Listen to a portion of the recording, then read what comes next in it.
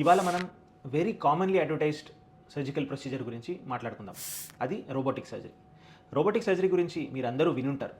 కానీ ఎంతమందికి ఇది ఎగ్జాక్ట్గా ఏం జరుగుతుంది, అసలు రోబోటిక్ సర్జరీ అంటే ఏంటి, నిజంగానే రోబోట్స్ ఆపరేట్ చేస్తాయా, అసలు ఏం జరుగుతుంది రోబోటిక్ సర్జరీలో అన్నది ఇవాళ మనం మాట్లాడుకుందాం. రోబోటిక్ సర్జరీ అంటే అదొక టెక్నాలజీ.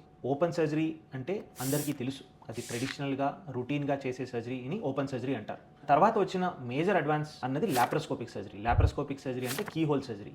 అందులో మనం చిన్న హోల్స్ ద్వారా లాంగ్ ఇన్స్ట్రుమెంట్స్ పెట్టి కంప్లీట్ చేయగలిగే టెక్నాలజీ వచ్చింది. కానీ లాప్రోస్కోపిక్ సర్జరీలో ఒక లిమిటేషన్ ఉండేది. దానివల్ల కొన్ని డిఫికల్ట్ టు యాక్సెస్ సైట్స్ అంటే లో పెల్విస్, డీప్ ఓరల్ క్యావిటీ, లేకపోతే థైరాయిడ్ లాంటి సర్జరీస్ యూజువలీ లాప్రోస్కోపిక్ సర్జరీస్తో కష్టమయ్యాయి. దాని తర్వాత వచ్చిన అడ్వాన్స్మెంటే రోబోటిక్ సర్జరీ అంటారు. మాట్లాడుతూ నడుస్తూ తనంతకు తాను ఆపరేషన్ చేసే రోబోట్స్ అయితే కాదు, అటువంటి రోబో లేవు ఇంకా. కానీ దీన్ని ఎందుకు రోబోటిక్ సర్జరీ అంటారంటే సర్జన్ని అసిస్ట్ చేస్తూ వారు చేసే మూమెంట్స్ ఒక కన్సోల్లో ఎగ్జాక్ట్గా బాడీ లోపల రెప్లికేట్ చేస్తూ ఉండే టెక్నాలజీనే రోబోటిక్ టెక్నాలజీ అంటారు. సో ఇదివరకు చేసే కీ హోల్ సర్జరీ లాగానే ఉంటుంది, with more precision. Difficult to access సైట్స్ని కూడా యాక్సెస్ చేయొచ్చు.